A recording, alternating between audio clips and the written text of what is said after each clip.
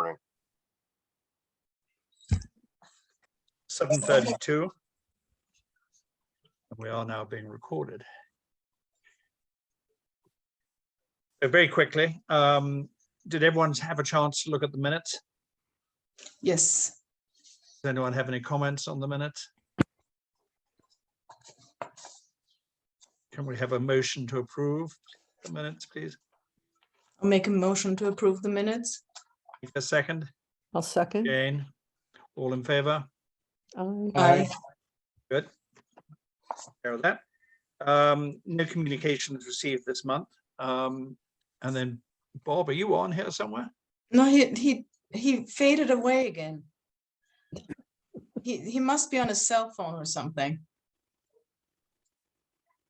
Okay, well, let's keep going until he comes back. Right. Gary, do you want to report on our current finances?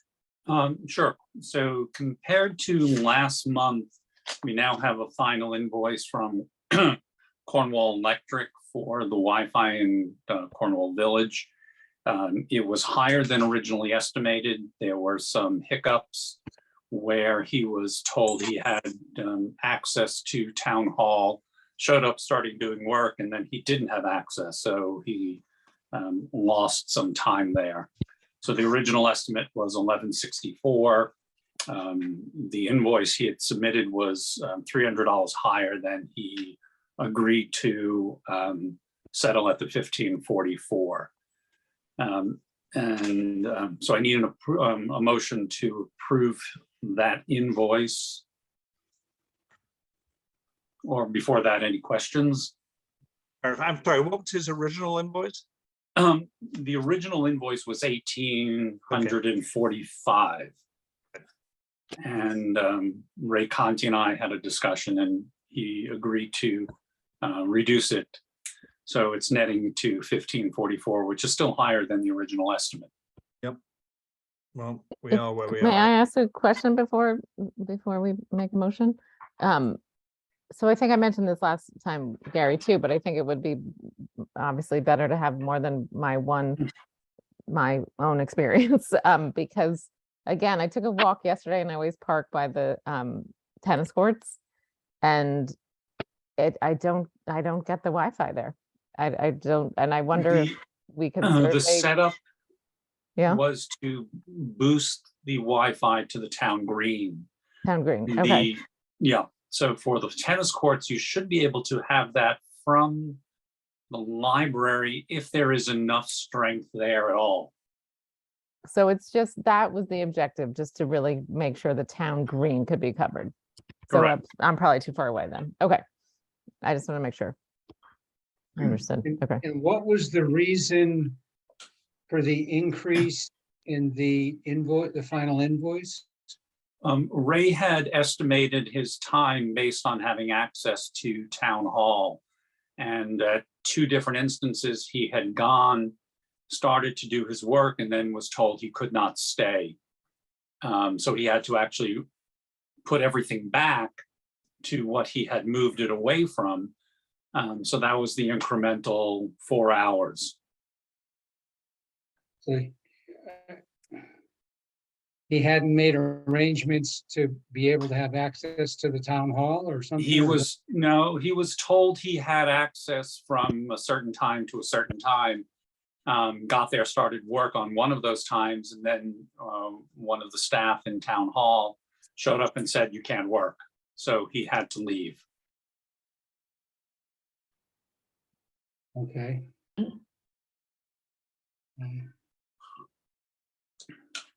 Any other comments? Can we have a motion to approve this payment then, please? I'll make a motion. I mean, Seconder? I'll second. Thanks. Yeah. All in favor? Aye.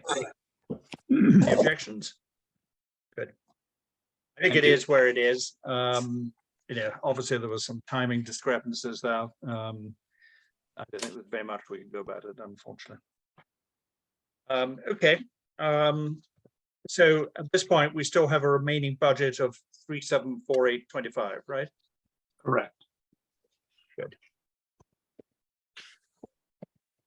And then the second point you brought to my attention, Gary, was that there's 3,545 of ARPA funds.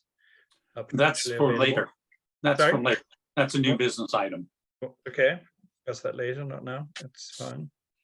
In that case, let's go to the report by Gordon, if we could. Maybe Robert is there? Robert? I am here, yeah. Oh, you are?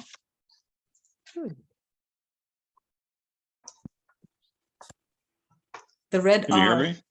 Yes. Okay, yeah, I don't know what's wrong with the audio right now, but so I'm audio free right now. I mean, video free right now. Okay. Are you in a position where you can start talking to us at this point? I am, yes. Can you hear me clearly? Yeah, Yes. we can hear you very clearly. I think we just can't see you. Okay. So do you want to address the commission? Yeah, we've been in West Cornwall for a little over 3 years, and renting bikes and selling bikes and repairing bikes, and I guess we're doing okay. We opened a store in Kent a little while ago, and we're just opening up a North Canaan store. I wanted to move to West Cornwall.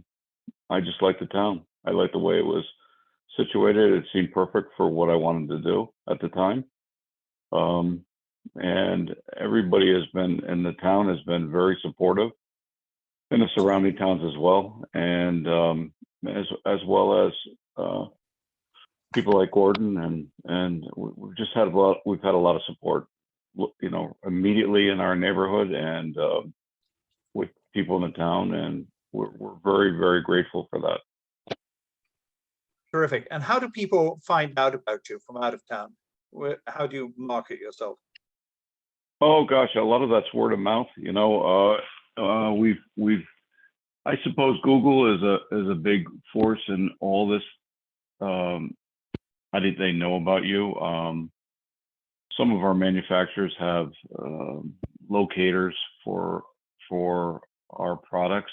On the rental side, a lot of it has to do with word of mouth now. We have people that have come numerous times. They tell somebody, you know, as far away as 2 hours or 3 hours away or what have you, which is more common than you would imagine. We do advertise some radio, a little bit of magazine, and I don't know, sort of moderate success on that, but what's the breakdown of your business, Robert, versus like repairs and purchases versus rentals?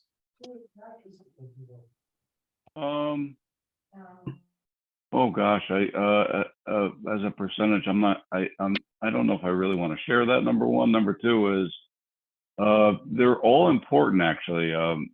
You know, without the repair side, you don't get the new bike side. And actually, with that in mind, without the repair side, you're not going to send rentals out on a daily basis. There's always things to be done. So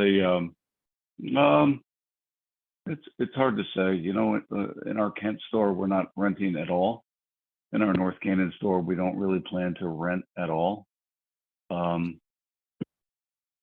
Maybe more in feeding the West Cornwall store is our, you know, what we'd like to think of it as. But you know.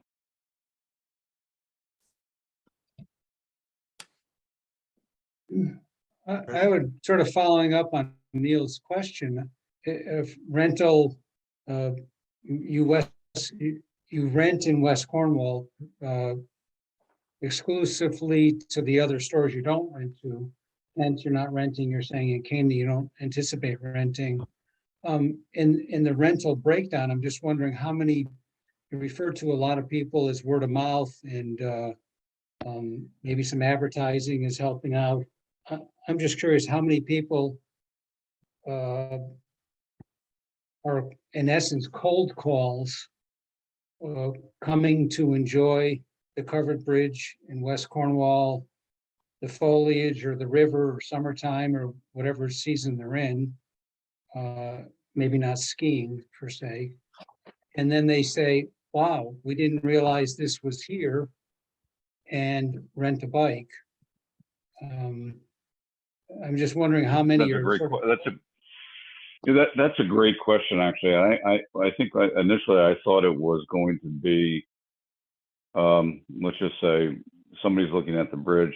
It's October, and they're and as you know, the traffic picks up quite a bit, and I would have thought 50%, 60% of the rentals were sort of like that. After we look at the bridge and we get a bite to eat, we're going to go rent a bike, but that's just not the case. It doesn't seem to work that way. So it's in a way, I think people like to think about it before they do it, and so it's not just they just happen upon it. That's my experience, at least. I have a question. Do you send Yeah. people on specific routes at all, or they're just sort of on their own to figure out where to go, or? Oh gosh, yeah, no, we're very careful of that. Yeah, so we do send them on different routes, depending on their abilities, and if they've never done it before, then we're very careful. If they can't do it, we just sort of stop it, because it's not, we don't want anybody to get hurt. And there's a percentage, I don't know what the number is, but there is a percentage that it's just not going to work out, and in the end they seem fine, and we're more than fine with that too. But no, you wouldn't want to do that, because some people would be just as happy to go down Route 7 and 41 and Route 4 and all that, and we're not. We think that's unsafe. We have experience where people have sort of recommended that they wanted to do that, but we really don't want that. We want people to be safe. Well, I have a question too, but hi, Bob. I've been on 2 of your Hi. routes, and they were both so much fun. So I know that you send people on good routes and roads that I've never even been on before. But my question is back to like how you market yourself. And I know you said it was a lot of word of mouth, but do you do some tours? I mean, it is pre-planned, it seems like, also, which I totally understand. And so therefore it's sort of a destination. So do you do anything with the tourism bureau in in the Northwest corner, or any advertising to those local the local Litchfield magazines, etc., like more local stuff? Yeah, we've done some of the local magazines. We've gotten lucky too with let's say the Lakeville paper, the Waterbury paper, and that type of thing. We actually had a couple of the NBC, Fox News, and Channel 8, ABC as well. So it all adds up. It isn't. There's no such thing, at least from my vantage point, of like this windfall, like holy mackerel, we get a lot of people because of that, because it just hasn't happened that way. And I maybe to my disappointment initially, or a little more than initially. Yeah,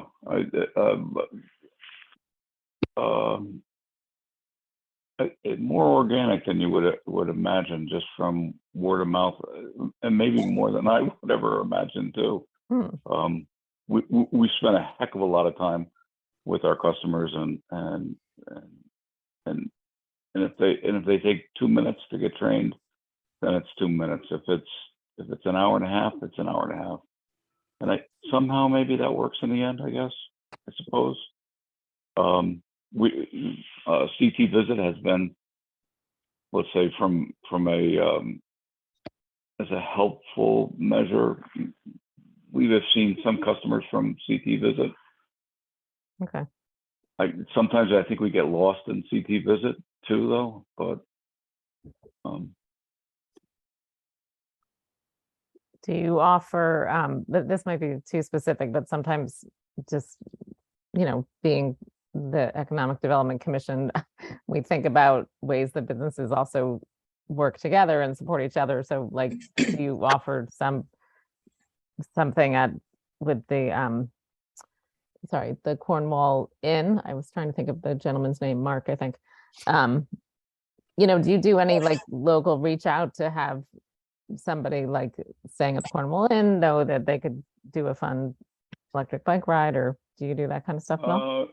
Yeah, that's a great idea. We initially set out to do that type of thing. I don't know how to put it other than when you get really busy, you don't do 90% of what you should do.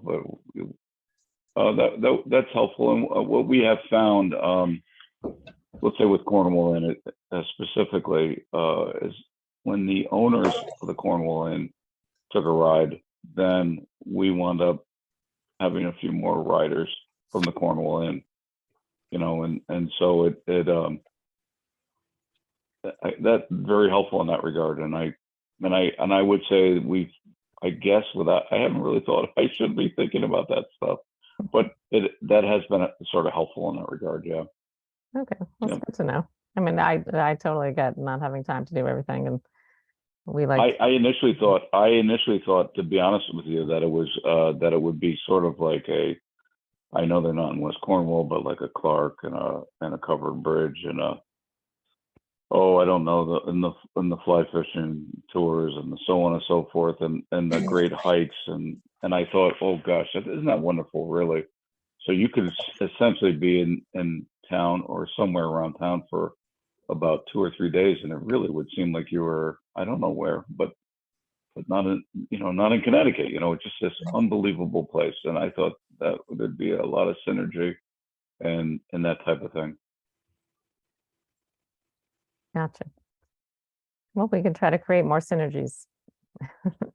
But it sounds like you're busy. Yeah, I think the success of your operation speaks Yeah. for itself. So congratulations on that. How do you find doing business? How do you find Bob, being in West Cornwall itself? I love it. Good. I love it. Yep, I do. Some people keep to themselves. Some people are really just very charitable, and I'm sure some people, yes, wouldn't. I'm sure not everybody likes covered bridge electric bike, but we just haven't had that occasion for somebody to tell us that directly. It's just a beautiful place, really, and I boy, I don't really have any suggestions, but when our people come there and they're from Guilford or Fairfield County or New Jersey or wherever, everybody recognizes that. And I think they're a little surprised, let's say, that there isn't more.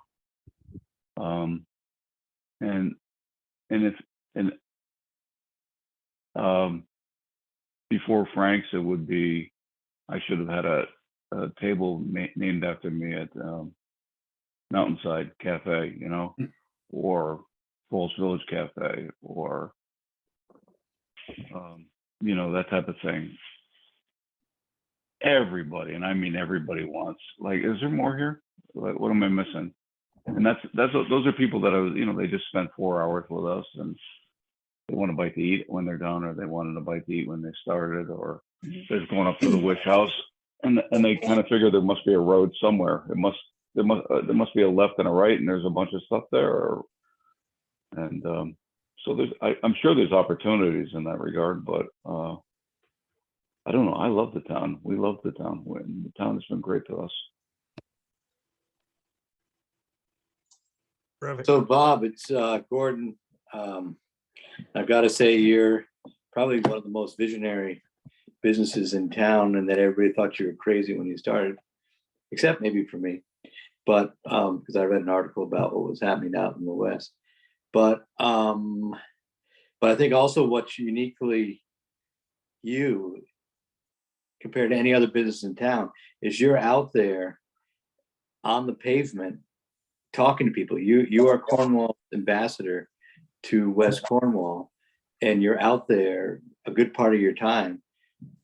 You're out on the pavement talking to people, talking it up, saying go over here, go over there. You're like a welcome wagon in one person, and that's sort of unique in that every other business is done inside the building. Yours is done right out front.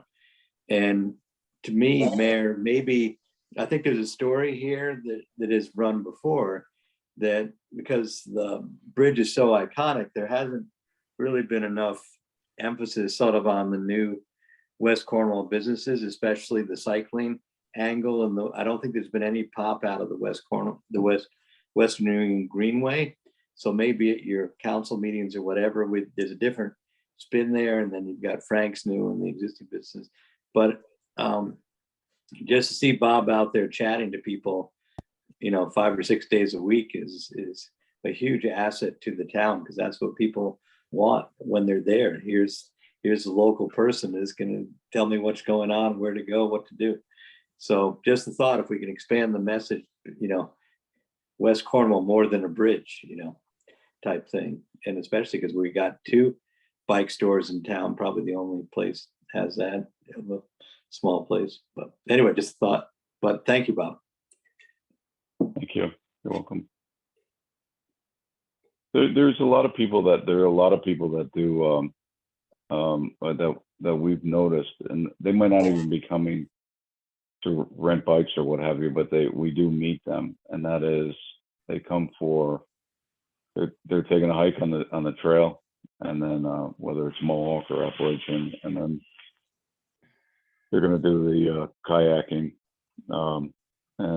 and then they're just, of course, this time of year they're looking at leaves and what have you, but there does seem to be something, that's something like it is kind of unique. It's not Vail or something like that, but in our own way, there is something about it. You have a ski place, and you have just this beauty all around, and it's more outside than inside.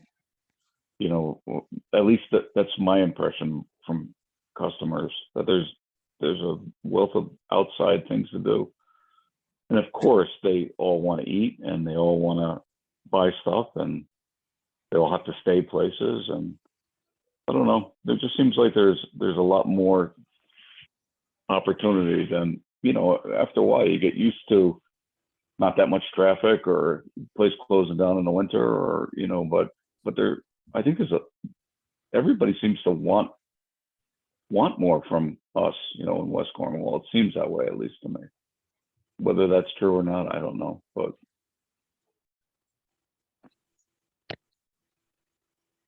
Perfect. Anyone else have any other comments, questions? Well, Bob, thank you very much. It's great to hear such a success story.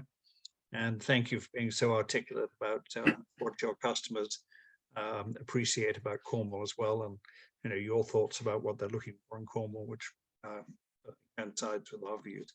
So thank you very much for making this presentation. And thank you. I appreciate being invited. And thank you for the time. I appreciate all you're doing for the town. Thank you. Guys, have a good night. And you. Thank you, Bob. Thanks, Bob. Thank you. Excellent. Gordon, do you want to have anything you want to share with us?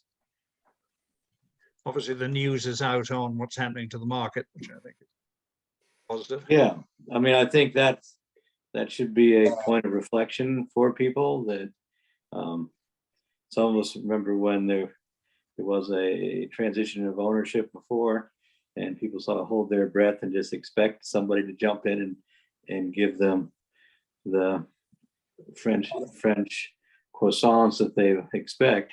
But it takes a person, and it takes a group of people really to run a business, especially one that's open 7 days a week in front of the public.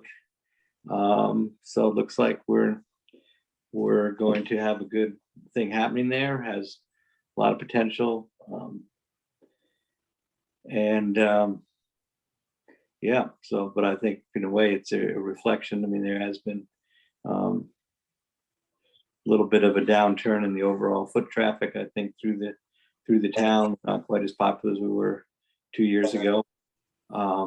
So, you know, all these businesses need support, and when something new happens, we need to be out there cheerleading for it. Same way cheerleader for Bob. So stay tuned on that. The big, we're working on getting going on this West Cornwall program with the big dig. So again, that committee's meeting on a regular basis. So I would expect the two new things that now that we've secured the engineer to work on is establishing a site and doing the environmental reviews that are required for the project, and getting in sync with the federal agencies that are going to be doing a lot of the funding, as well as looking for other funding from other agencies if it's out there. One other thing the selectmen are looking at is another grant opportunity called TRIPS that Janet's on. I'm not sure she's on. Is she on? I think she's talked to Neil a little bit about this. Anyway, that is like an infrastructure program that deals with issues. They can deal with issues like crosswalks, pedestrian traffic, incorporating bike lanes into your thoroughfares. So we're going to make an effort to apply for West Cornwall and Cornwall Bridge and doing sort of like a planning overlay. So if we do get more people, we know how to do it, or know how to accommodate that traffic. So again, it's a competitive grant program, but it's something we're also looking at, which is going to be another, it's going to take a lot of time and some creativity to pull that off. So that's another whole level of things we're looking at. Had a success, if not great communications with Altice on their fiber optic installations. There's a cabinet sprouting on Route 128. Seems to grow once in a while, so they should be running wire. And we've got a little working group to try to get some questions answered and some publicity about that, of how that's going to roll out over the next year or so. So that's exciting. One of the big deals. And I think the other thing is that we had a good housing forum last week, because clearly housing, you talk to any business in town and there's staffing issues. There are people that have employees that want to live in town. There's no rentals. There's waiting lists for affordable housing. So again, a long process on that, but we had a good forum. We got a housing advocate now in town, Jessica Brackman, who's working on housing issues for people as they come up and trying to advocate to push the issue forward. And I think P&Z is looking at a reformatting of their regulations, because they were not internally consistent, and they weren't consistent with state law. People don't sort of realize that we can't just sort of use the same regulations year after year. State says you will do this, you will do that, and you better have your regulations up to date, or else you'll be handing out permits that you shouldn't be handing out, or doing a few things. So anyway, they're working on that. Give them credit. A lot of long meetings getting everything correct. But once they get finished that, hopefully this fall, they'll be ready to tackle some accessory apartment redo in the spring, and there will be a meeting on the town plan in January. So, you know, there's quite a bit of things happening, long-term, short-term. I think I covered most of the hot items. Be glad to answer any questions. Is there anything out there? You know, I just had one question, which is about the store. I mean, I've heard lots of rumors, but I actually haven't heard like what's really happening with it.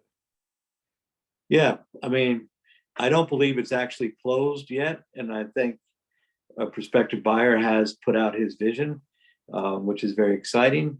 But I don't really sort of second guess things or have too many comments other than, you know, I'm trying to work with people to make sure we can get something up and going. Hopefully they will all gel, and top priority is to get a food business in there. I heard egg sandwiches and coffee as soon as possible, just to get that, you know, buzz happening again. You see you see that place closed, and it automatically has a bit of a pretty big dampening effect on that whole village.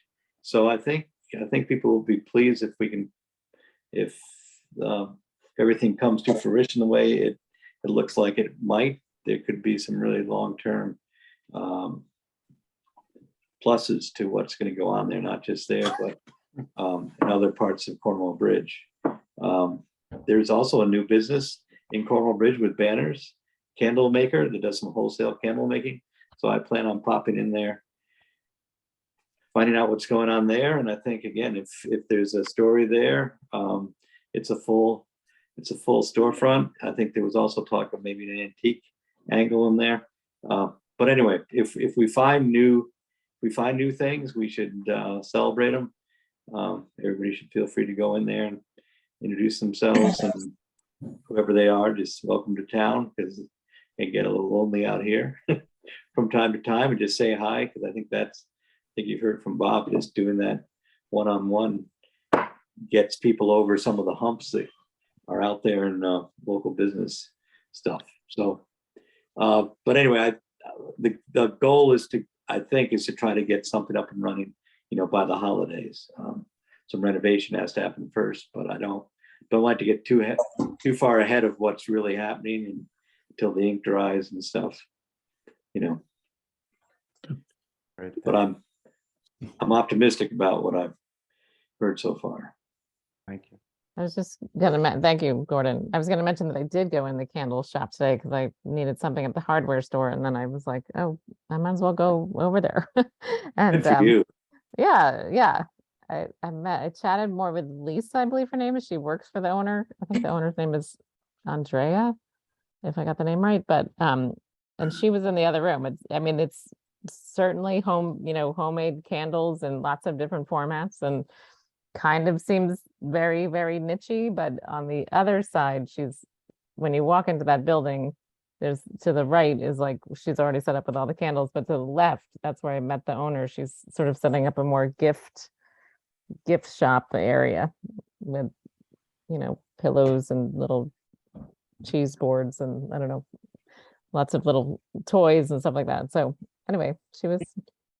So do we know, question to Simon, do we know what tools and resources we have on the commission to help these new businesses as they're trying to get started? Do we know what we can do and how to do it?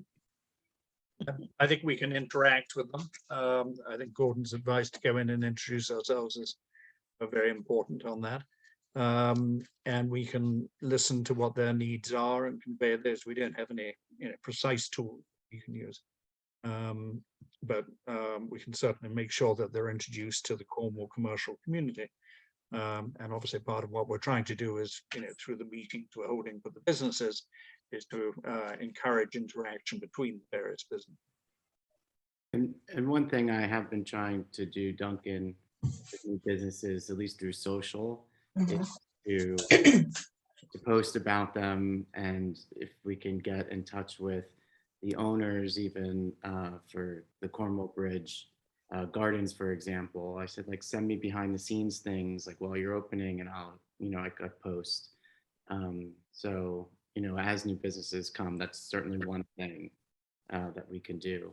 And getting in contact with future business owners is really great to sort of plan that. That's a good reminder, Neil. I forgot to mention. Have you gone in there? And I should have mentioned the Explore Cornwall Instagram to them. But when it was closed, but I peeked my head be the one Okay. saw. She'd The probably plan- be happy to have a post, I'm sure, Yeah. on the channel. Cool. Yeah. Well, I think we ought to try and kind of codify or formalize a little bit, or what is it that we have to offer existing businesses in and around Cornwall that, Mhm. you know, it's great if we can support their marketing efforts through social. And I really like the value that we bring in trying to help them network with other businesses, this sort of cross promotion opportunities. Mhm. But certainly there must be some other value that we can bring to them. Mhm.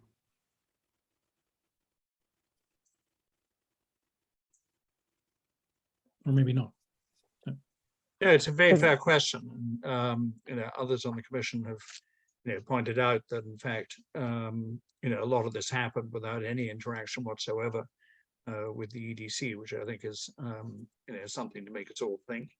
You know, I think it's a reflection, A, of what we can do, you know, without getting into confidential matters.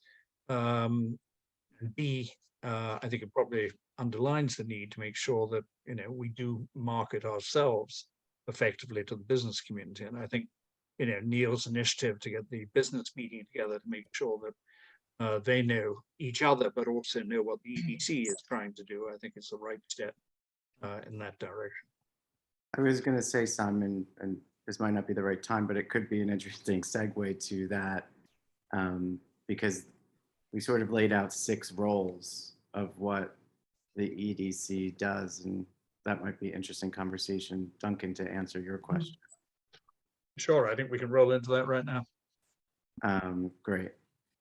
So I'm just going to share my screen. We'll start here and then I'll go back to the top. But Duncan, this was sort of, you know, in listening to what everyone has been saying, and we took a look at a version of this a while back, but I think codifying what we do is promoting collaboration and integration between the businesses. We had talked about starting a monthly update to the community, which we haven't done yet, but that was an idea.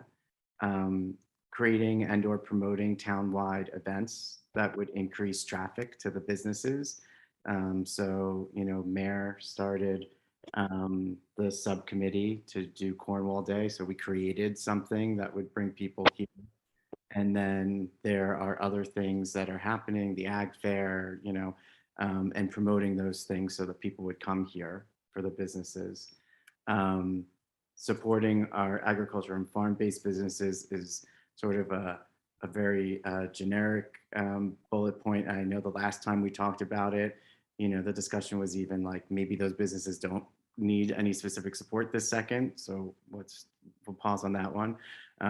But then it comes back to, you know, the next bullet point of, again, things that we can do for local businesses, liaise with the selectmen, Gordon and the other selectmen, to make recommendations for infrastructure. As Gordon said, Janet's working on a grant for sidewalks and crosswalks, right? Different things that can support local businesses. A lot of the conversation that Janet and I have been having is both in Cornwall Village and Cornwall Bridge.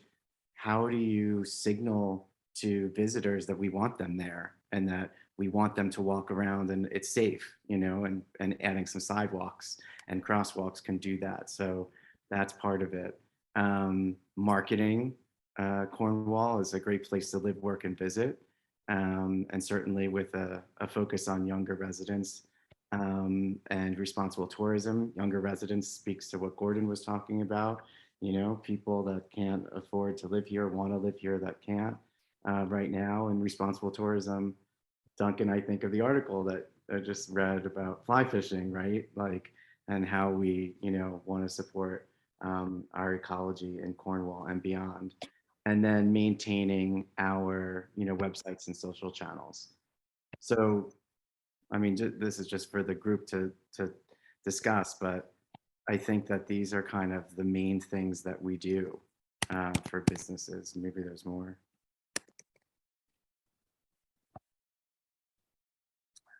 I have a Duncan, does that address what you were thinking about, or were you thinking whether you had other ideas how we could extend our activities?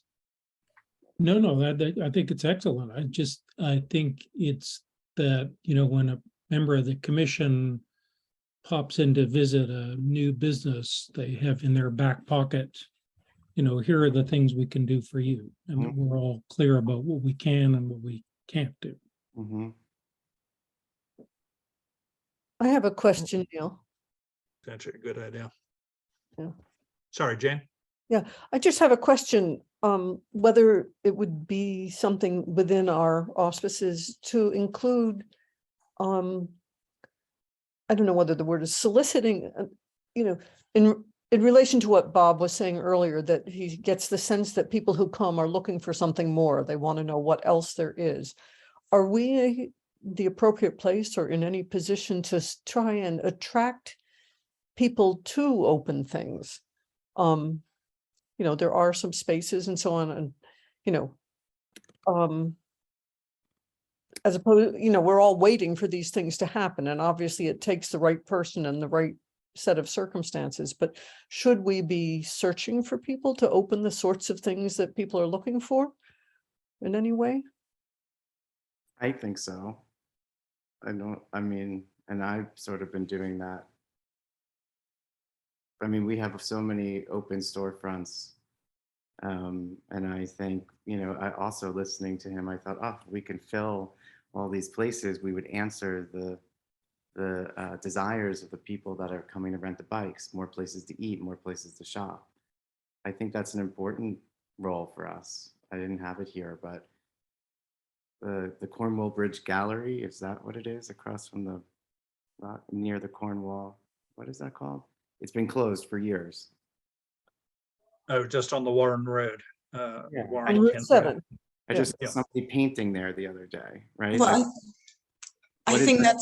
that's a home, that's the shoemaker who's in there. I forget her name, I'm horrible with names.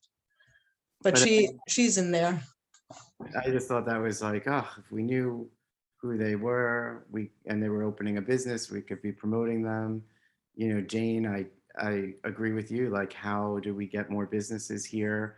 I talked to Karen today about zoning for some things on Railroad Street, just to understand, so we can maybe try and solicit businesses. I think that's a huge one that we didn't have here that we could be doing.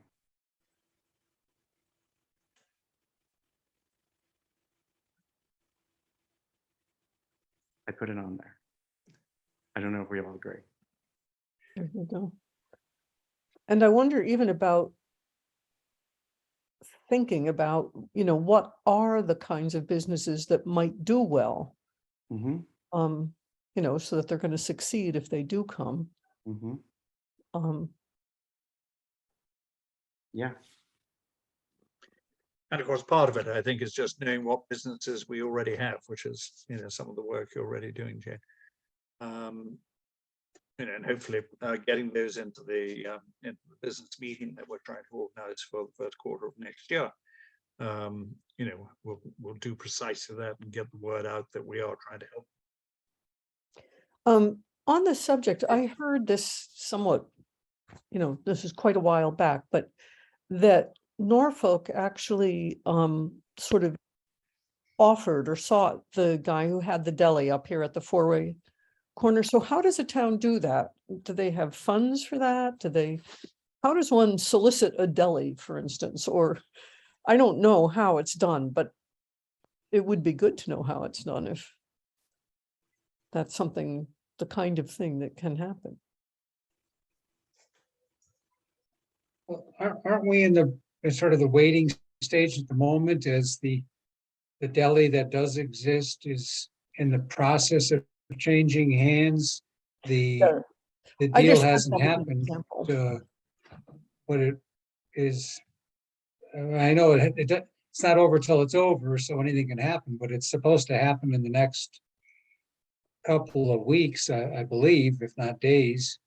And there are two properties in Cornwall Bridge that are currently vacant, but there appear to be plans in place for them. That's not to say we couldn't help in whatever way we could possibly help, but it's not as if they're vacant and have been vacant for months or years. They both have recently or are about to change hands, which is a positive thing. I mean, it's unfortunate. The negative thing is that you have to wait until something reopens.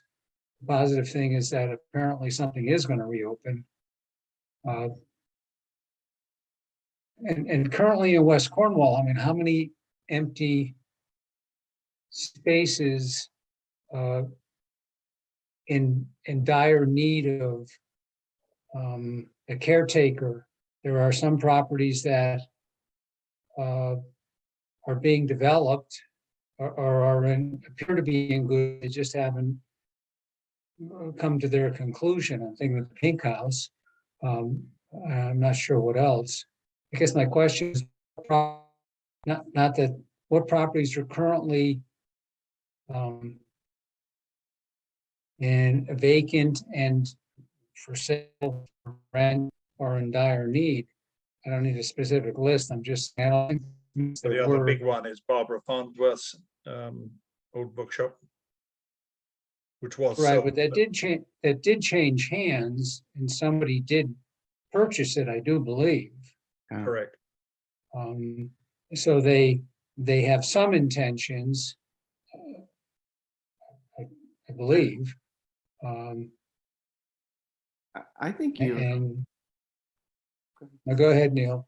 I was going to say, I mean, I think you're bringing up a really great point about this committee is, can we connect with those building owners to understand if there are intentions or if there are barriers?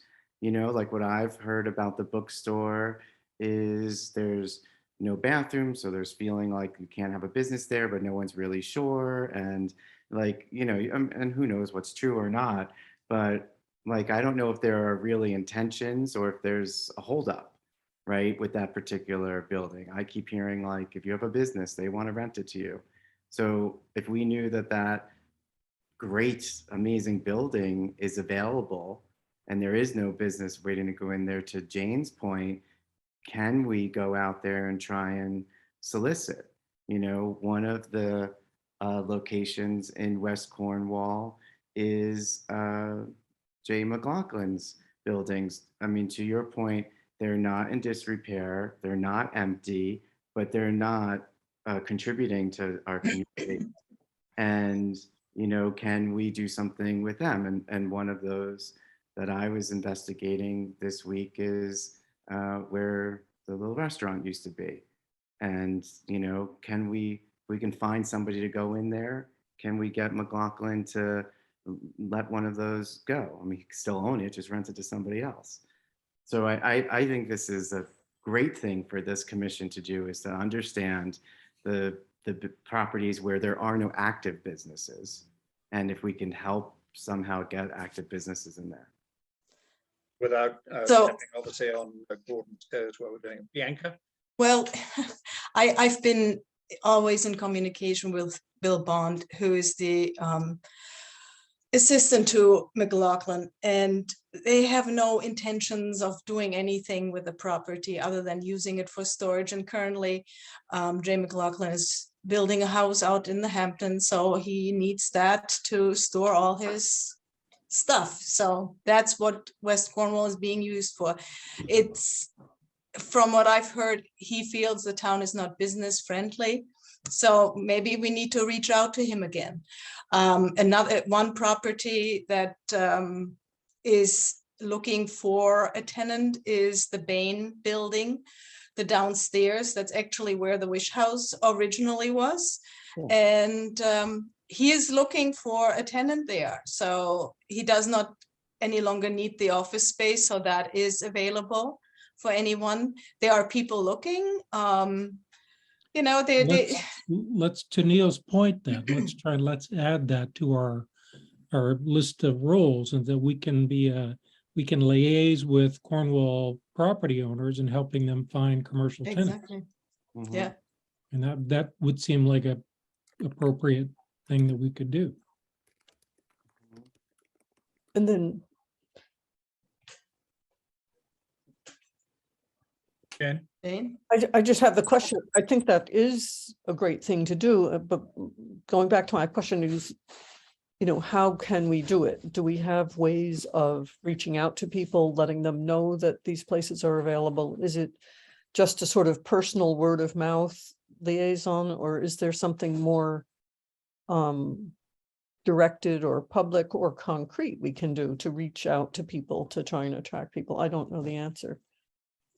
I find sometimes, you know, much like what Bob was speaking to, that it is organic, you know, you can advertise all you want to out there, but things happen organically. And there are sometimes weekends when there's quite a bit of a buzz of people coming through who are looking to possibly be doing something. And you know, all I can do is, you know, send them this way or that way, you know, and give them ideas of who they should talk to, what property might work for them. So, you know, whether they do it in the end, you know, you can lead a horse to water, but you can't make it drink. That's essentially, you know, but I think we all have to work together. That is really important, and work with one another's businesses, collaborate. Gordon, you're probably the primary point of contact for a lot of these approaches. At least I would think anyone thinking of moving here would get in touch with you. Is that not the case? With who? I think you're on mute, Gordon. That's better. Yeah, no, I was waiting for the dogs to bark because the car just drove up, but the dogs are asleep. So, yeah, well, I mean, eventually people have to get permits to do things. I think another thing we as a town should emphasize more is the ability to work from home. And there's a lot of creative people that have moved into town that are basically working from home. And just building the year-round population is a big thing, because those are going to be the people that support other businesses. So yeah, that was going through my head, Neil, if you just say it's not just attracting people, but facilitating new businesses in town. And that's sort of what we do, is try to work through the regulations, both town and local. And there's, you know, usually there's some regular regulations come into play. But a lot of people, if they are thinking of doing something, they'll come in and say, what are the rules? Some people don't bother to check about the rules, a few people, but most people will check in and say, what can I do? What can I do? So we sort of facilitate people's move into places, and then you get the whole thing as far as what are the health requirements for opening up a public building, which is another whole deal, but Well, we do that too. I think though too, I mean, you know, it's wonderful to attract more people having home-based businesses, but they also want to be part of the community, and community creating places are generally food places. You know, towns like Kent, Lakeville, Salisbury, they have, you know, various different little eateries, restaurants, you know, takeout places. We have very, very little to facilitate to like the average population. And what I hear from some of the younger people that live out here now, that have kids, oh, I would love to have a little coffee shop where I just could pop in after I drop off my kids and just chat with my friends. I mean, they're all going up to Falls Village to the cafe, or, you know, wherever. Or someone else had said to me, well, on the way down to the train, I would love to be able at an early time of day to pick up a coffee. And, you know, I mean, there definitely is a need for, you know, casual eateries, really casual eateries. I mean, something that isn't highfalutin or doesn't cost an arm and a leg, because everything is getting more expensive. And I think people are looking for a break, you know. I mean, I guess I have back to Jane, I think it was Jane's point a while ago about, what is and is not appropriate. Sorry, my cats are making weird noises. Is and is not appropriate for us to facilitate or be involved in as a commission. We have Susie's Bakery, and I'm sure she has plans, and I know she's right now, is still selling at the local and everything.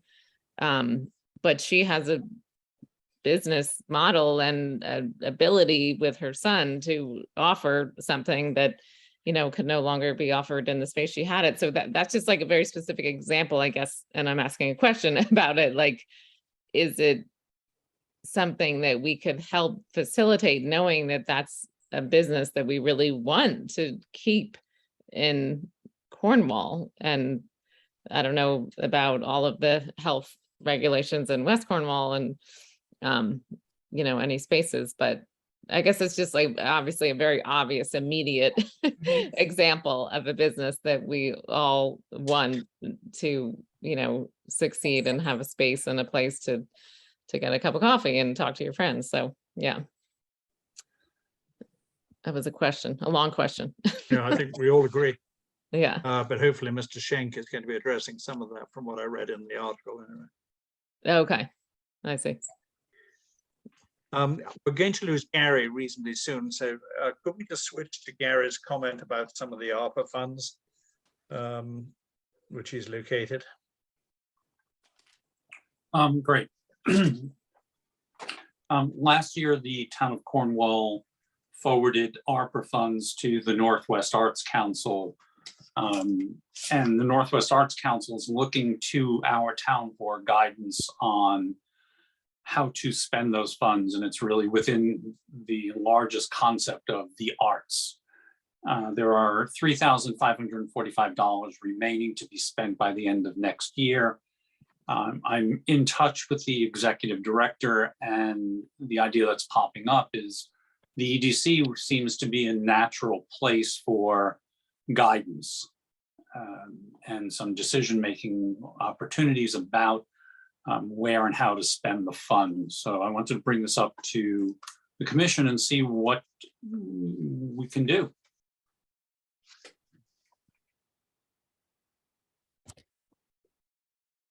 Okay. It seems to me that one of the things we could do is just make that information available to the public at large so that people are aware these funds are available. I'm sure there are plenty of artists with all kinds of good ideas who would like to know they're available and how to apply for them. That would be a start anyway. Well, there is no technical application. The question of letting people know that funds are available then begs the question of who is the decision maker or who is the guidance organization. To send a request directly to the Northwest Arts Council, anyone can do that, but they're going to bounce it back and going, who are you? Where is the support for your request coming from? So the idea that I'm thinking is the EDC is a place to do that. So Gary, you had mentioned Christmas lighting. Maybe that would be, I mean, you had a different thought about what to do with, where to go with that, but that could be a place to, I mean, you'll need to speak to that because you have a really dynamite idea. Those are two distinctly different concepts in my mind. And I'm going to ask or suggest we not talk about them as Christmas lights and probably talk about them as winter lights. Because hopefully they can go up as we get to it, December and stay till February in that really dark time. The money that the Northwest Arts Council has is for the arts. So putting up there I go, winter lights would not necessarily fit that parameter. So Gary, are you suggesting that is the Northwest Arts Council comfortable with the EDC managing the disbursement of those remaining funds? Is that what you're saying? There's no definitive structure to it. The town forwarded money to the Northwest Arts Council. They're looking for Cornwall to suggest. And an ad hoc group started to form and it never pursued itself. I think the EDC is a natural place for this, including Jane's idea of, okay, if the EDC takes this on, then the EDC then puts out, send in your requests. Or send in your proposals. Send your, yes, your proposals, and someone needs to, or a group needs to review and hash it out and, you know, move on them. Right. I have a thought on, Go ahead, Jane. what about, does it make, I mean, I hate to have too many layers of too many committees, but perhaps it makes more sense to see if we could solicit, I don't know how many, 3 or 4 local artists who could be the sort of center point of those decisions. In other words, you could get a visual artist, a musician, a theater person, whatever, get a group of local arts people who would take on filtering those proposals and directing, you know, making suggestions, so that it's the arts community that's making the decision as opposed to the EDC that's deciding.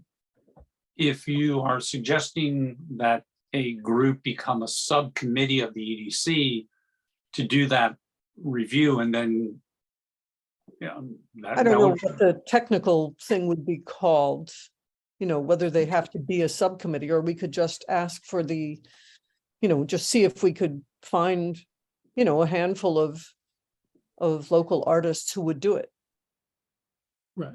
So the way I've seen this work in where I work is we form a subcommittee that invites individuals and organizations in and around Cornwall to propose how they would like to spend that money. So we give them a period of time in which they put forward a proposal. We give them guidelines on what we'd like to see in a proposal. We have 30 days to review and make decisions, and we disperse funds to those groups. Gary, the question is, when is the end of the year? How many months before funds have to be dispersed? The deadline is now set as December 31st, 2023. Okay, good. So we've got lots of time then, right? Okay, so there's We plenty of actually know time. what they can set, what they would allow these funds to be spent on. The general framework is the arts, and it's up to whatever organization or group in Cornwall that works on this idea to define what that is. You know, it could be visual, could be audio, could be, you know, handwork, could be martial arts. I mean, it's within the world of arts. So would an existing, I guess I'm going to like the opportunity for like a specific thing to be supported by this. And I specifically was thinking of the 12 days of Christmas. Now, I don't know if that would, it's probably too late for this year, but would an existing event or, you know, art show, whatever you want to call that, or it could also be expanding on other art shows that happen in Cornwall throughout the year, like, and just somehow broadening that existing event, would that Sure. be okay? Right. It could be marketing for Clayway, Right. Rose All Grant. It could be the Right. summer music camp. There's There's a difference between the EDC deciding how the money should be spent as opposed to the EDC inviting artists and arts organizations to propose how they would spend the money. And I don't think the EDC should be making decisions on how the money is spent. We should be inviting people who are artists and arts organizations to come forward with their ideas, and we can evaluate them in terms of a set of criteria that makes sense for us and for the Northwest Arts Council. The funds, these funds are originally, I'm asking the question, I'm trying to understand this. These funds were originally Cornwall ARPA funds that were given to the Northwest Corner Arts Council. Do I have that correct? Is that the first step?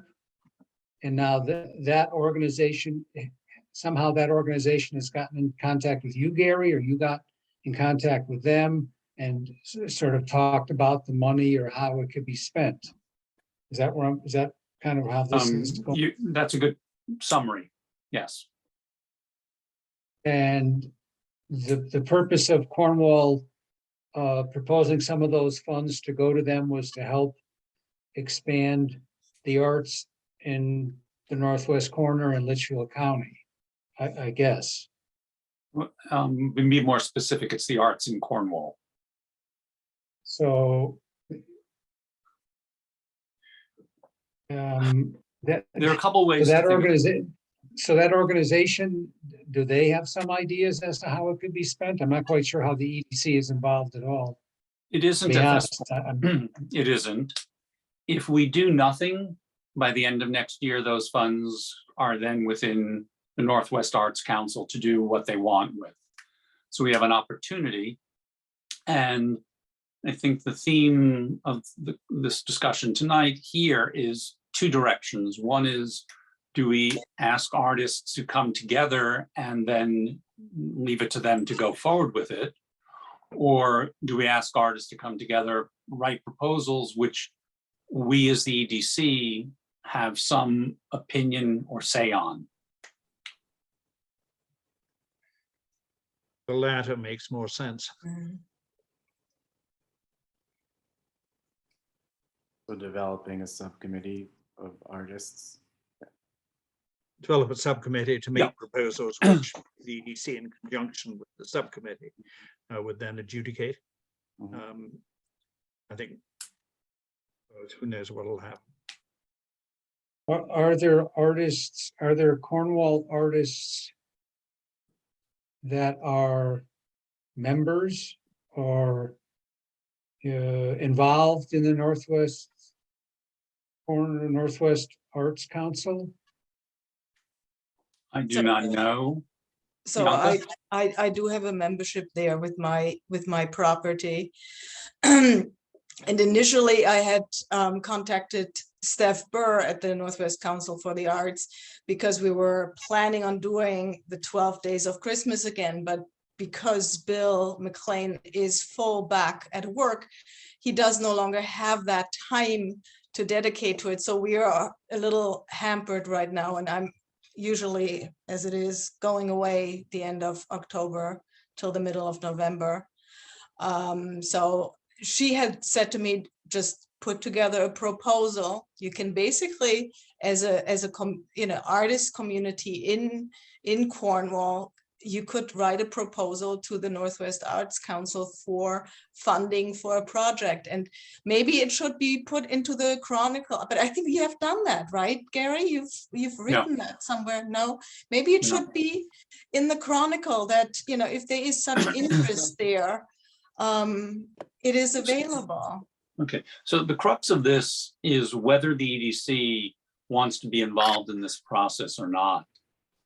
Jane brought up the idea of, putting out the idea to the artist and letting the artist then pursue it with the Arts Council directly. Or is it the EDC, which to me, I feel that's a more natural, it's funds for the arts, and there's, I think it's a developmental issue for the town and an opportunity. So I think marrying those two, of bringing artists who are willing to be involved to come up with proposals on how to spend the money. So why don't we just put a story into the Chronicle and have them get in touch with the EDC through the EDC website? Simon, I'm sorry. I would say we really needs to be done a bit more formally than that. Gary, I'm gonna kill myself for doing this, but I'd be more than happy to help write a little RFP that could essentially, we could talk to the Northwest Arts Council, find out what's important to them. We could liaise with our own EDC and find out what's important to us. We could write a little RFP. Then we have different sort of media through which we can publish that through the Chronicle and other places to get it out to artists in and around Cornwall and invite them to make proposals based on that. I just want to second what Duncan's saying, that I think it's very important that it's made very public for the artists to be able to submit proposals, and that we don't short circuit that process by going too quickly to the EDC. I'm not sure why, Jane, you feel it would be short circuiting.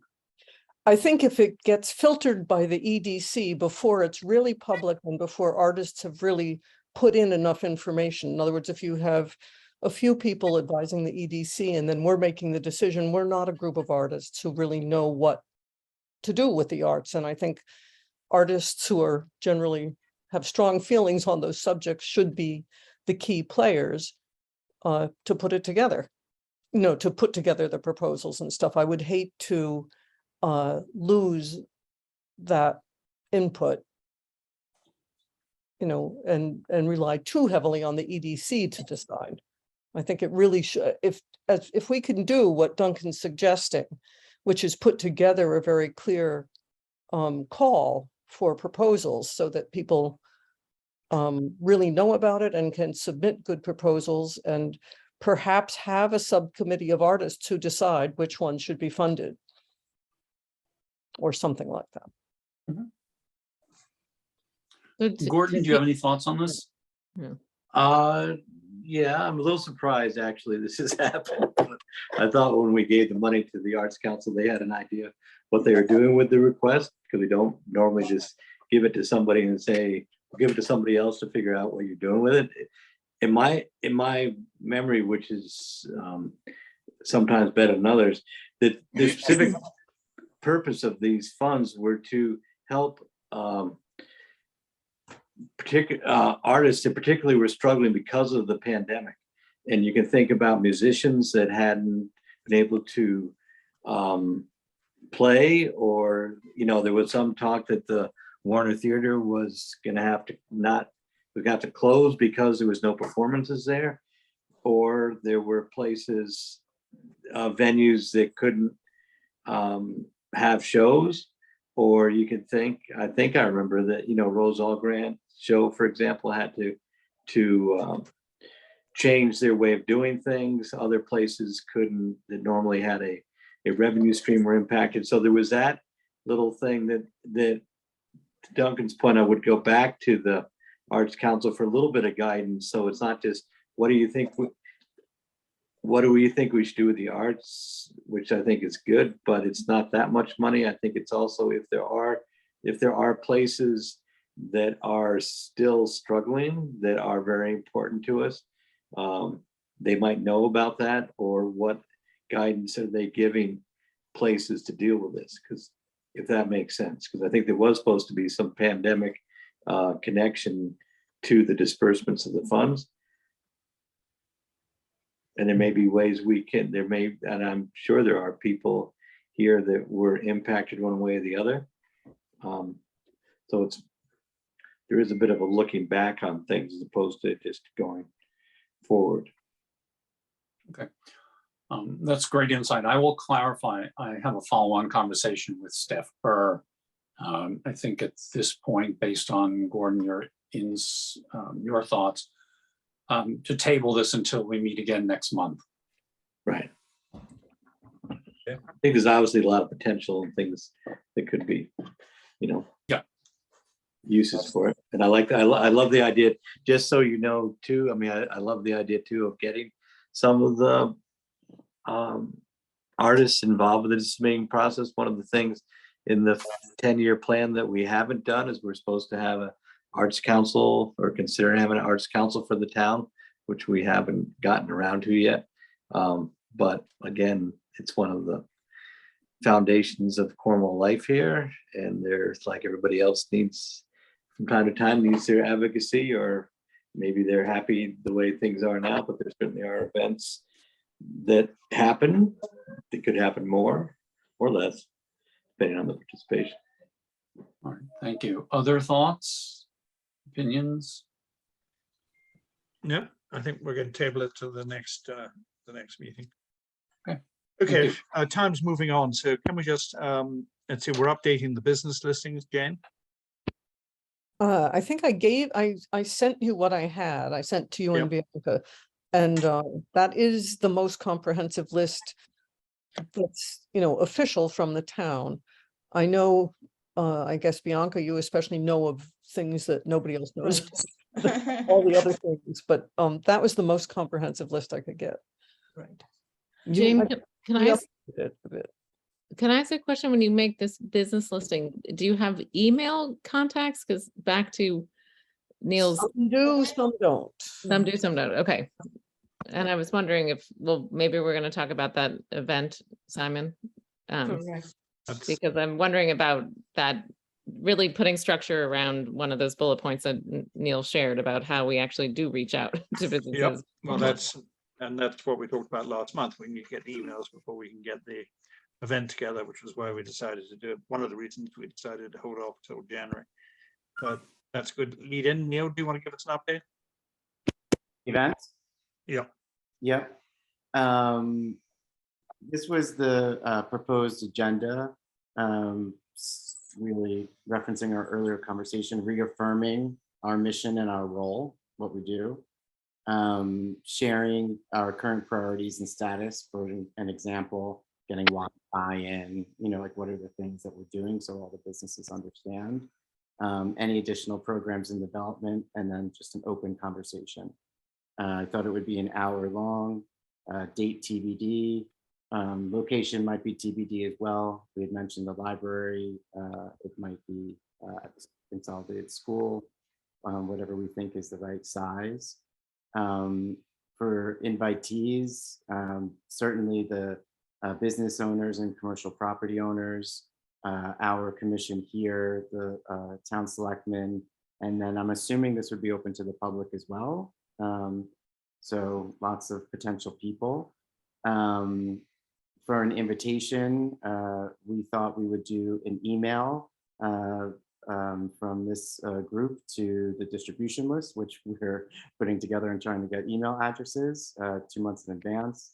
A posting on the Cornwall, Connecticut Facebook group post, and then a posting in the Cornwall Chronicle. This gives people lots of different avenues to hear about it, just in case we don't have their email or it's wrong.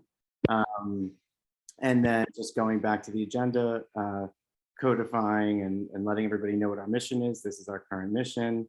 Talking about what our role is, and we had a healthy conversation about that earlier.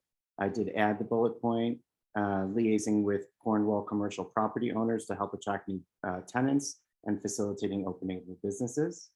So this way they understand what it is that we do.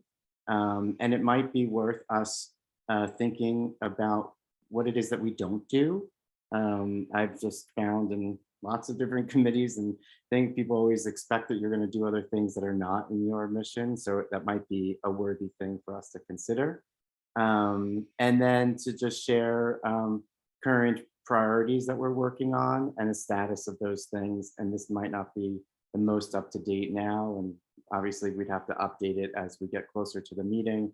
But that we're improving internet and cellular services, including free Wi-Fi, that we have representation on the Western Connecticut Tourism Board. Mayor's doing that. I think people would love to know that we're connected there. I know there's been some work on a data dashboard. Maybe that will be in place by the time we get there. New business recruitment I just added based on our conversation, and a Cornwall visitor marketing program. And again, maybe these things will evolve by the time we get closer to the meeting. And then any additional priorities sort of in development that we're not doing right now. For an example, an additional priority in development is crosswalks and signage. There's a road ahead with that for a grant, but I'm sure that they would welcome to hear that. And then this is the 22 calendar. I'd love to start working on the 23 calendar. By the time we get there, it would be 23. Just to share all of the things that are happening that are visitor friendly, and then a call for additional things to be added to the calendar. And then I drafted a letter, potentially Simon, to come from you, and I'll send this all to you. Just inviting them to the meeting and what we want to do. And then I did also just add a list of everybody that's on the commission, because I'm sure a lot of folks don't know. And that was it. Oh, that's very helpful. Thank you. Awesome. And if we're going to try and do this at the end of January, we probably need to get going in November, by November. We've done a lot of the work here Do we have that many email addresses for the list of businesses in town? Might it not be easier to do a postcard to send out? I mean, because most of these addresses are really physical addresses. We did that last time and that worked pretty well. It's also something, you know, like an email that sort of like comes into your computer. It's easy to delete. Postcard you can put somewhere. And it was a nice little invitation. And if we then do business gatherings like that on a more regular basis, and turn up more interest in the future, more people will start participating, I would imagine. I'm sure it would be nominal, but we just would have to figure out the cost for printing the Yeah. postcard and mailing. Mhm. But to your point, if we have the physical addresses, that might be what we should do for the first one. Right, Where everybody exactly. gets it, then get their email addresses, and then from there, maybe it's up to them. How many names we got on the list at the moment? It's quite about 150, isn't it? Do you have that list, Bianca? Yeah, but I don't know how many. It's tiny little numbers and I can't The do numbers. Quite a I lot, isn't can't read them right now. But I'm it's so at sorry, home. my arms aren't long enough. But it is 150-ish. Yeah, Yeah, that's my guess. So yeah. probably it'll cost us about 150 bucks. To do that. I think that makes perfect sense.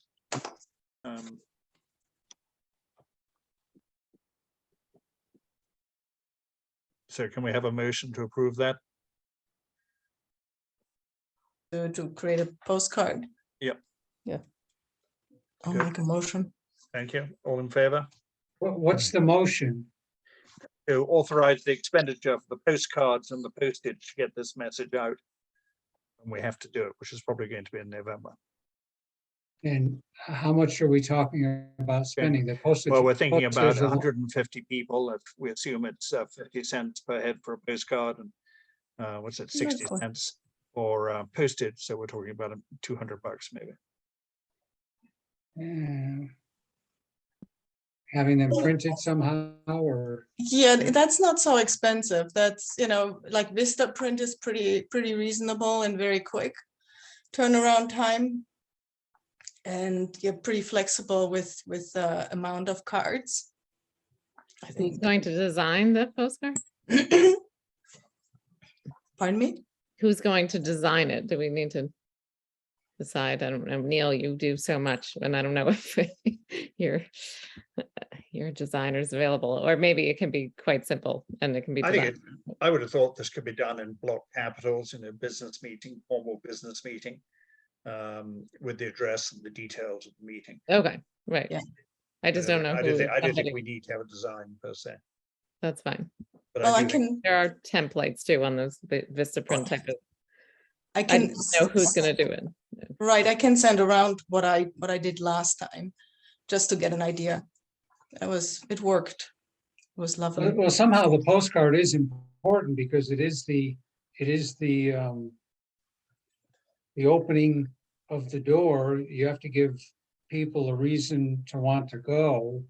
And so the postcard has to be creative enough to catch people's attention, informational enough that's, or stating enough information that, I don't mean just information where and when and that, I mean, why somebody receiving the postcard would be enthusiastic or at least interested in attending.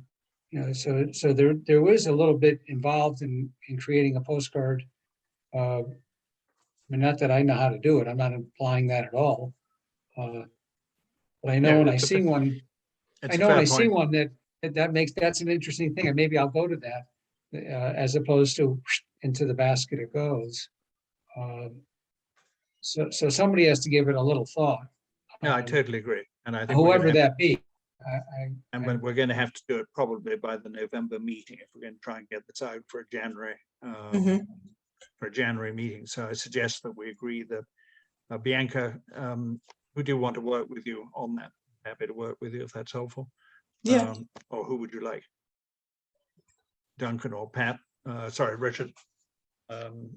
you've obviously got some views on that. Why don't we come up with a draft and circulate it? Then we can present that to the next meeting.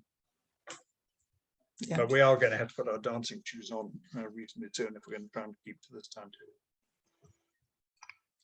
So was that motion passed? Motion was not yet passed. But I think we have had discussion. Do we have a Okay. date? Well, we talked about the end of January. I don't think there's anything cast in stone on that. We can push that back to February. You know, we've been talking about this for several months and it keeps getting pushed back. I think it's more likely to be in February than January at this point, but I feel like I feel like we should just pick a date unless we need any kind of research. or other things. well, the Oh. question is, can we get everything together in the time frame, working backwards from late January to Right. Mhm. getting the addresses, getting the No, it's cards tight. out. It's very tight. Yeah.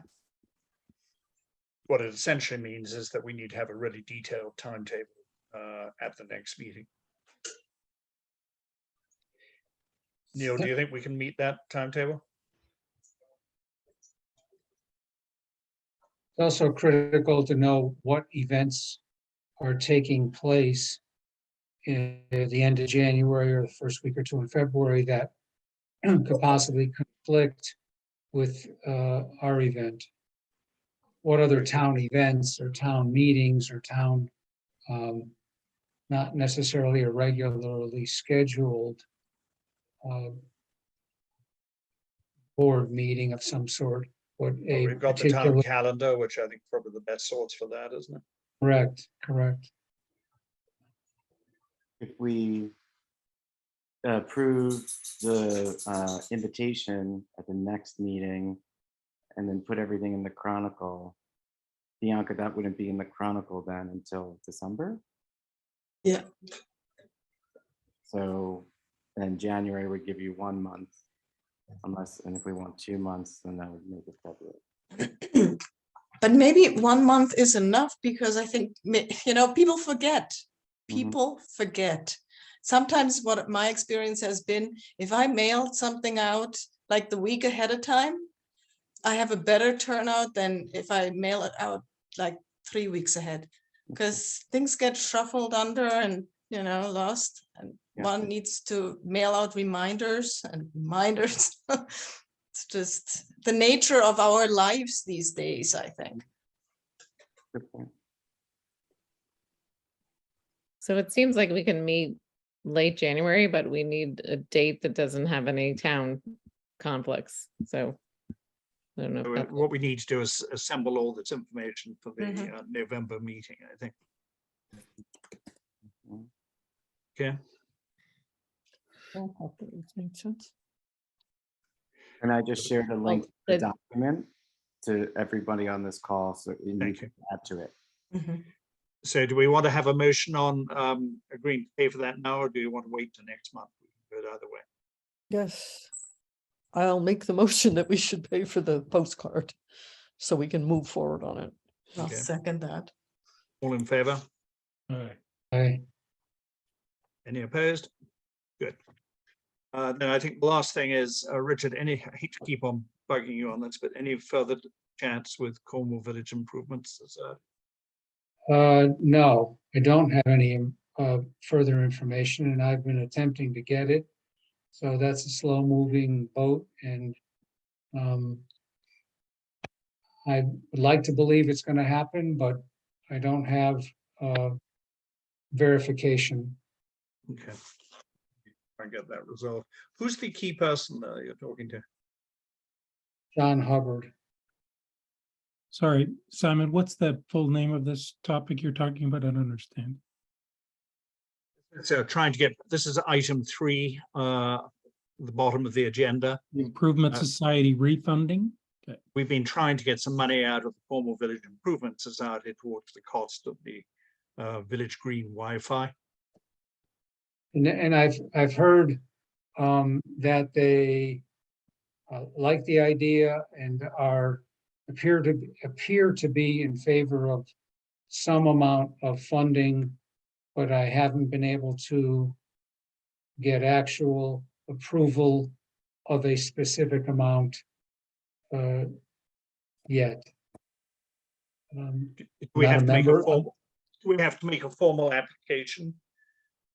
Well, I have sent them all the information that was sent out by